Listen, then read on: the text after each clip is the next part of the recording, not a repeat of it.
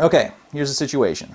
The iPhone went away on a year's vacation, and it's been replaced by the iPhone 5S. Should you get it if you're off your contract? Maybe yes. It's complicated because Apple announced two phones and killed the iPhone 5 completely, and now the iPhone 4S is $0. It's madness, but let's try to get through this. Let's start with the iPhone 5S, which looks somewhat similar to the iPhone 5, except it'll be available in three colors: silver, gold, and space gray. Ooh, space gray.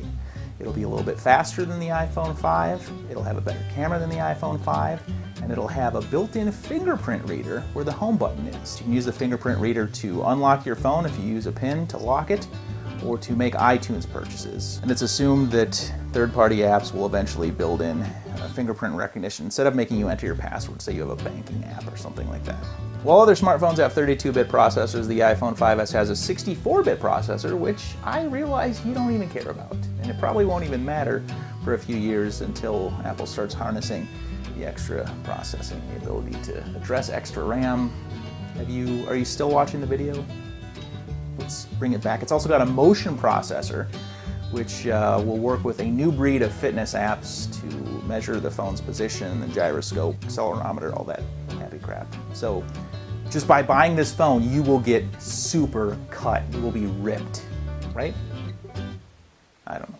The iPhone 5C is now Apple's $100 phone. It's available in 5 colors: white, pink, yellow, blue, and green, and it's made of polycarbonate, which is a fancy way of saying plastic. The iPhone 5C is very similar internally to the iPhone 5, except that it's got a little bit better battery, it's got a little bit better front-facing camera, and it's cheaper. So now the big question: if you already have an iPhone and you're still under contract, do you need to rush out to your driveway and jump in your car and peel out without looking, maybe knocking over a bush, or at worst, a child, and rush to the store and upgrade right now, breaking your contract?